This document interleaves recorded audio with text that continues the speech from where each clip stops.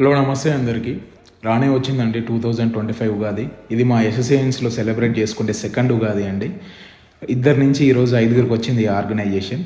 మా ఎంప్లాయీస్కి ఇన్స్ట్రక్షన్ ఇచ్చిన ప్రకారం వాళ్ళు కంప్లీట్గా దేవుణ్ణి అలంకరించారండి. ఆ లోపు నేను కూడా బయలుదేరడం జరిగింది సైట్కి. బయలుదేరిన తర్వాత దేవునిలో మేము కూడా పాల్గొన్నామండి.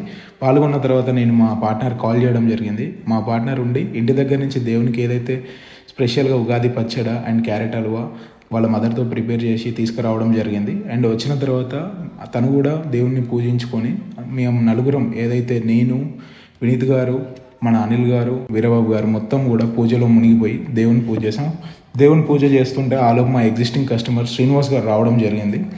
తన ఫ్యామిలీతో కంప్లీట్గా మాతోనే ఈరోజు పూజ సెలబ్రేట్ చేసుకుని తను కూడా హ్యాపీగా దేవుని ప్రసాదం తీసుకోవడం జరిగింది. సో మా సైట్లో ఉన్న కంప్లీట్ ఎంప్లాయీస్కి, వర్కర్స్కి పలారం పంచడం జరిగింది.